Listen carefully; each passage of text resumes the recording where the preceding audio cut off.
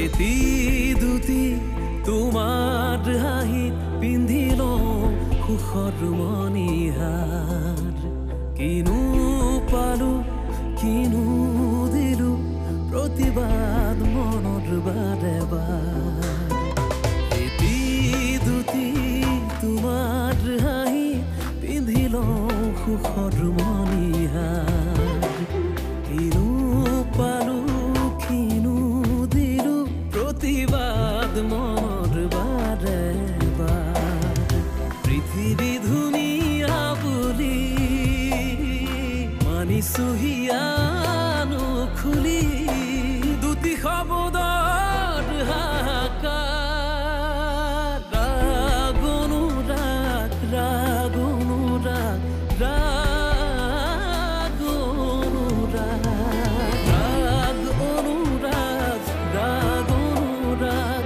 ৰাগ অনুৰাগ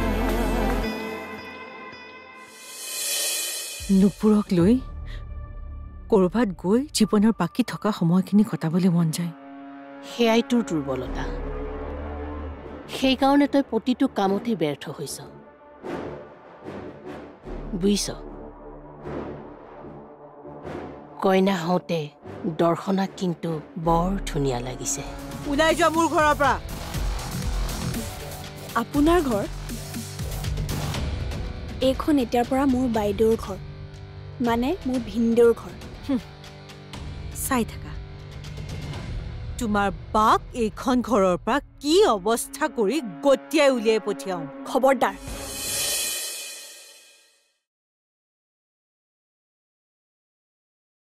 তুমি তুমি ইয়াত কি কৰিছা তুমি ইয়াৰ পৰা যোৱা আৰে যোৱা বুলি কৈছো নহয় এই মানুহটোৱে মোক অনবৰতে খং কৰি থাকে ৰবা মোৰ দোস্তক আহিব দিয়া তোমাক যাবলৈ কৈছো নে নাই থাকক দিয়ক ভিনদেউ ই এটা মস্ত সাপৰ পোৱালি হয় যোৱা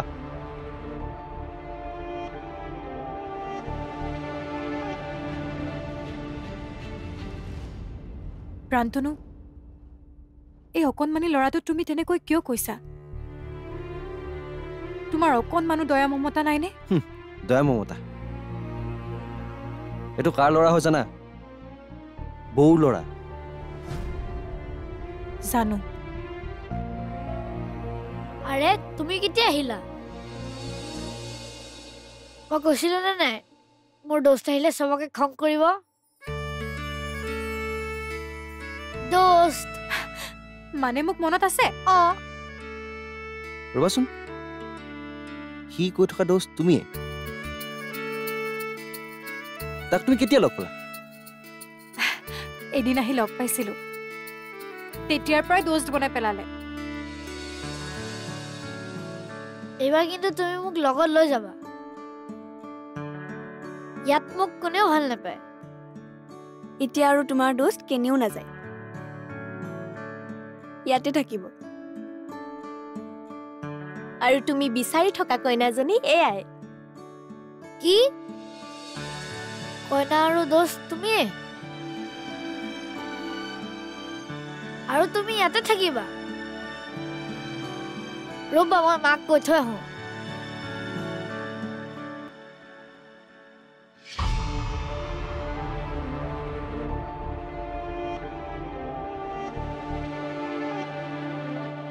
দৰ্শনা তুমি ইয়াৰ লগত একো সম্পৰ্ক নাৰাখিবা ইয়াৰ মাকজনী কিন্তু সাংঘাতিক বস্তু হ'ব দিয়া মাকজনীহে ল'ৰাটো নহয় নহয় মই গৈ থাকো ঘৰত ফাঁকি দিহে আহিছো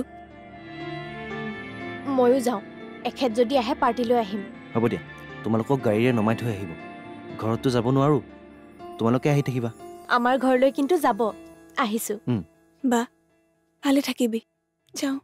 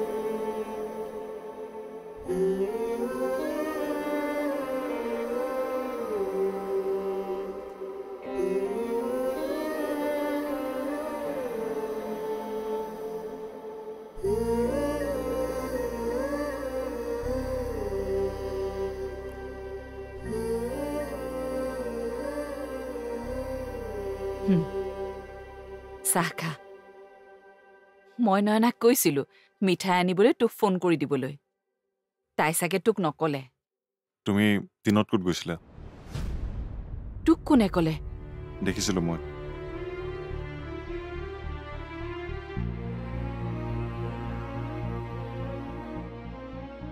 তেনেহলে মই কলৈ গৈছিলো সেইটো তই নিশ্চয় গম পাইছ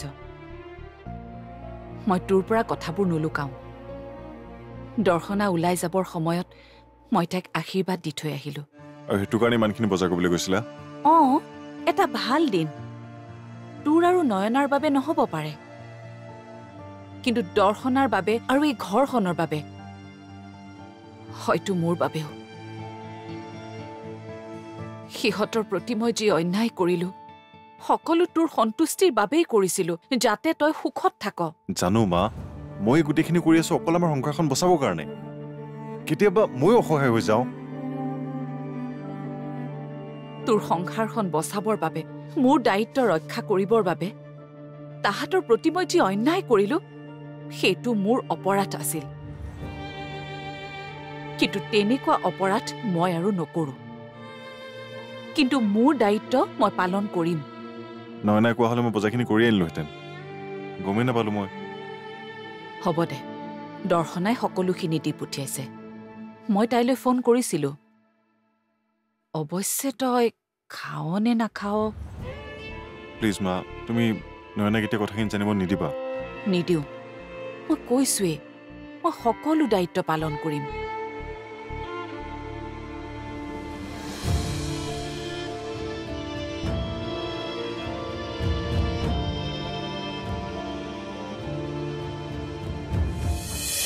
তাইৰ বাবে ঘৰখনলৈ মিতিৰ কুটুম আহিবলৈ বাদ দিলে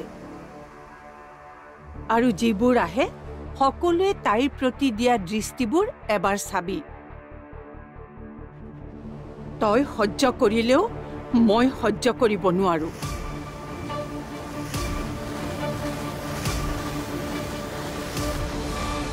তোৰ কথা বাদ দিছো কিন্তু যাক দেখি মানুহে হাঁহে ঠাট্টা মস্কৰা কৰে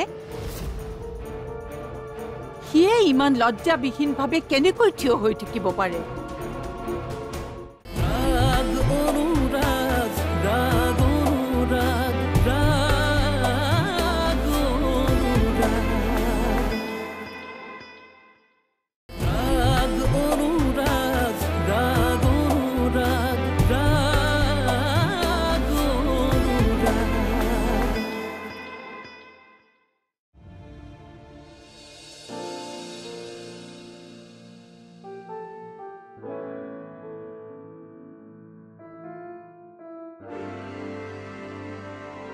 কেনিবা যাও নেকি কিয় তোমাক কৈছিলে দেখোন দৰ্শনাৰ বিয়াৰ পাৰ্টি খাবলৈ নাযাওঁ দৰ্শনাহঁতৰ ঘৰৰ পৰা কোনো নাযায় সেইকাৰণেহে যাবলৈ ওলাইছো এইও যাব নেকি যাব আচলতে তাই যোৱাটোহে ইম্পৰ্টেণ্ট তোৰ অকণো লাজ নালাগিবনে লাজ কিহৰ লাজ তেনেকুৱা এজনী ছোৱালীক এনেকুৱা এখন সম্ভ্ৰান্ত ঘৰৰ পাৰ্টিত নিজৰ পত্নী বুলি চিনাকি কৰাই দিবলৈ মা বিয়া কৰাইছো যেতিয়া চিনাকি দিবলৈ লাজ পাম কিয় আচলতে তই হয়তো মন কৰা নাই হয়তো মন কৰিলেও তই কথাটোত গুৰুত্ব দিয়া নাই সেইজনীৰ লগত যেতিয়া তোক মানুহবোৰে দেখে তেতিয়া তোক ফিচিঙা ফিচিং কৰে তোৰ প্ৰতি মানুহবোৰৰ পুতৌ জন্মে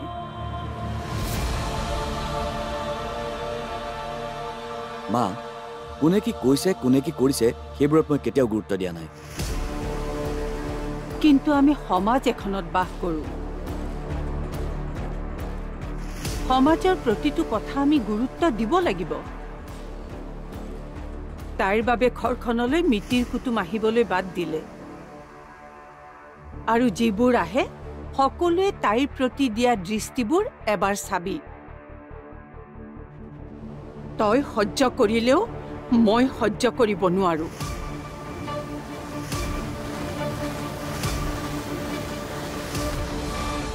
তোৰ কথা বাদ দিছো কিন্তু যাক দেখি মানুহে হাঁহে ঠাট্টা মস্কৰা কৰে সিয়ে ইমান লজ্জাবিহীনভাৱে কেনেকৈ থিয় হৈ থাকিব পাৰে? অৱশ্যে নিৰ্লজ্জ মানুহক এইবোৰ কথা কৈ লাভ নাই। মা তুমি প্লিজ মনে মনে থাকা। ইমান দিনটো মনে মনেই আছো, তোৰ আগত কোনেও নকয়, কিন্তু মই শুনো, মই দেখো। আজিকালি সকলোৱে ঘৰখন পাৰ হৈ যাওঁতে নাক কোচাই। এৰা, এইবোৰ মই কাক কৈ আছো? চব নিৰ্লজ্জ। ছে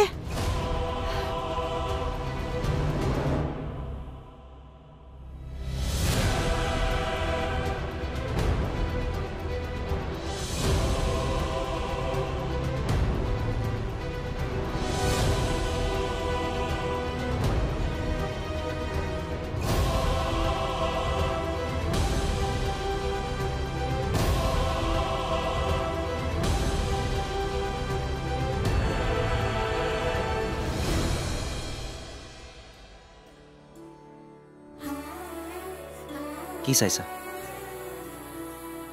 ঘৰখন চাইছো।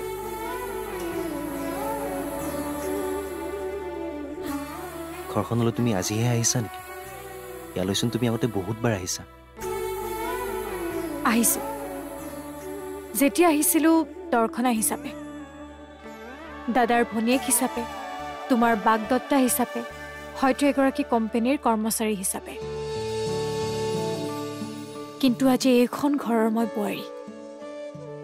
সেইবাবে চাইছো ঘৰখন ঘৰ হিচাপে ধৰি ৰাখিব পাৰিম নে নাই।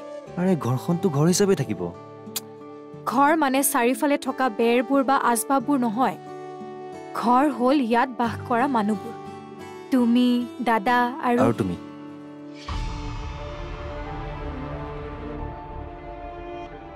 ইয়াত আৰু বেলেগ মানুহ নাথাকে, আৰু যিখিনি মানুহ আছে সেইখিনি মানুহ একেদিনৰ ভিতৰত ওলাই যাব লাগিব। গতিকে সিহঁতৰ কথা চিন্তা কৰাটো তুমি বাদ দিয়া। অ' বোৱাৰী, ইয়াতে ৰৈ চাগে ভাবি আছা ক'ৰ মানুহ, ক'ত আহি পালোহি। ঠিকেই। আজি যে তুমি তাত গৈ তেনেকৈ ওলাবাগৈ বুলি আমি কোনেও ভবা নাছিলো। ময়ো ভবাই নাছিলো যাম বুলি, কিন্তু শেষ মুহূৰ্তত মনে নুশুহিলে। কেনেকৈ গৈ দৰ্শনাৰ ওচৰ পালোগৈ মই ক'বই নোৱাৰিলো। আচলতে ইমান দিনে তুমি আমাৰ প্ৰতি থকা অনুৰাগবোৰ দাদাৰ বাবে হেঁচি ধৰি আছিলা। ঠিকেই, ভাবিছিলো মোৰ মৰমবোৰ সিহঁতে বুজি পাব, তাৰ প্ৰতি থকা অনুৰাগৰ প্ৰতিদান অনুৰাগেৰেই দিব। কিন্তু ৰূহ কেনেকৈ ইমান স্বাৰ্থপৰ হ'ল মই ভাবিবই নোৱাৰিলো।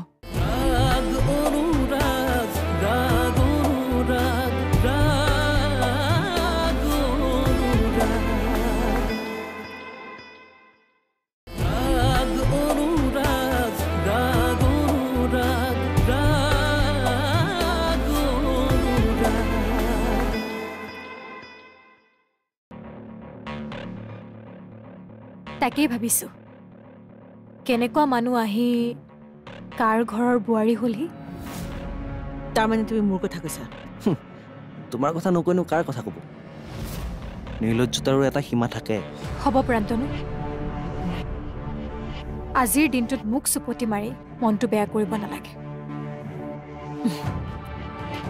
ঠিকেই, কাৰণ বেয়া দিনবোৰৰ বাবে সাজু হ'ব নালাগিব জানো? শুনিছো প্ৰান্তনুৰ আগতে তুমি কোনোবা কুন্দিল নামৰ এটাৰ লগত বিয়া হ'ব খুজিছিলা বোলে?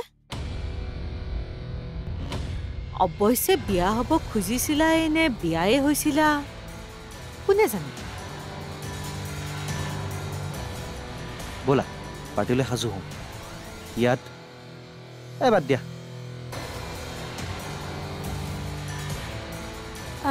শুনক, আপোনাৰ এই প্ৰশ্নটোৰ উত্তৰ মই এতিয়া নিদিম, কিন্তু এটা কথা কওঁ, এনেও আপোনাৰ এতিয়া বেয়া দিন চলি আছে, ইয়াতকৈ আৰু বহুত বেয়া দিন চাবলৈ সাজু হওক।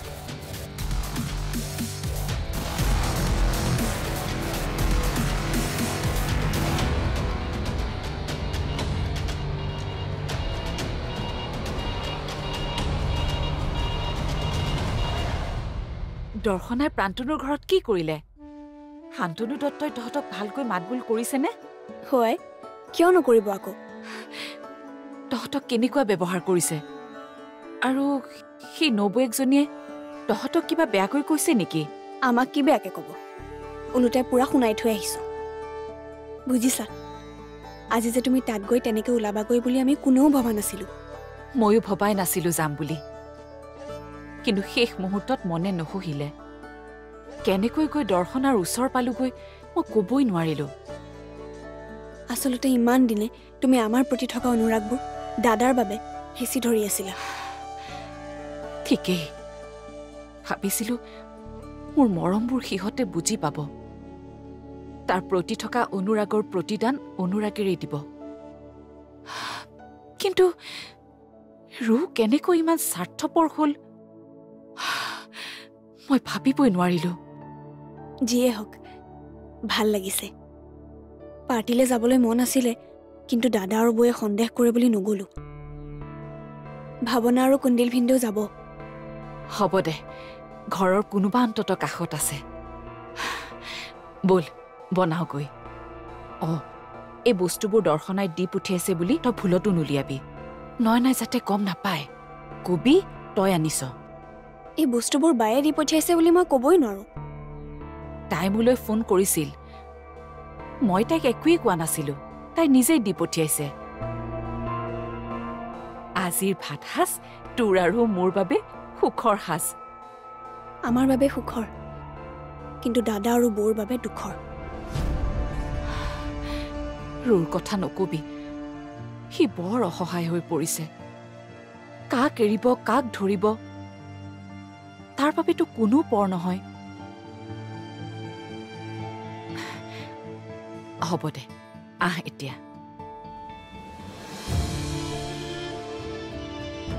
বিবেকৰ ফোন নম্বৰটো ল'ব লাগিব, এবাৰ তাৰ লগত কথা পাতিব লাগিব। সি যে বাপেক হ'বলৈ ওলাইছে, মই কওঁ নে নকওঁ বাৰু?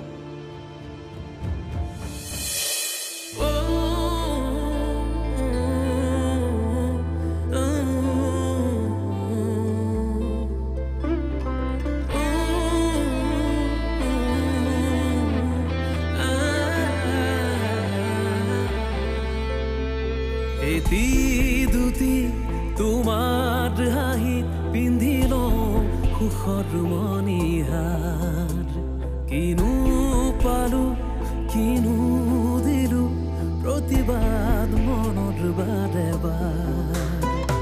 এটি দুটি তোমাৰ হাঁহিত পিন্ধিল সুখৰ মণিহাৰ। কিনো পালো, কিনো প্ৰতিবাদ মনৰ বাৰে বাৰ। পৃথিৱী ধুনীয়া বুলি মানিছোহি